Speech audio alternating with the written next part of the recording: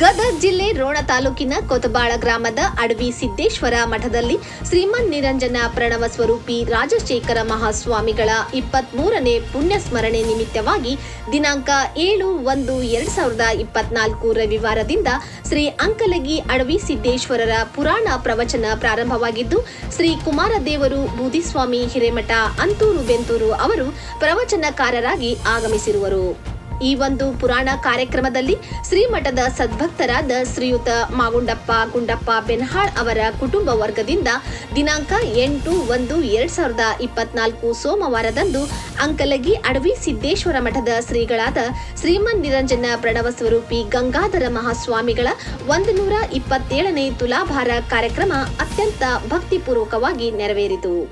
ಅಪಾರ ಪ್ರಮಾಣದಲ್ಲಿ ನೆರೆದ ಭಕ್ತರ ಸಮ್ಮುಖದಲ್ಲಿ ನಡೆದ ತುಲಾಭಾರ ಕಾರ್ಯಕ್ರಮ ನೋಡುಗರಲ್ಲಿ ಭಕ್ತಿ ಭಾವವನ್ನು ನೂರ್ಮಡಿಗೊಳಿಸಿತು. ಬೆನ್ಹಾಳ ಕುಟುಂಬದವರು ಶ್ರೀ ಗಂಗಾಧರ ಮಹಾಸ್ವಾಮಿಗಳ ತುಲಾಭಾರದ ಜೊತೆಗೆ ಪ್ರವಚನಕಾರರಾದ ಶ್ರೀ ಕುಮಾರದೇವರಿಗೆ ತಬಲಾ ವಾದಕರು, ಡೋಲಕ್ ವಾದಕರು ಹಾಗೂ ಗವಾಯಿಗಳಿಗೆ ಸನ್ಮಾನಿಸಿದರು.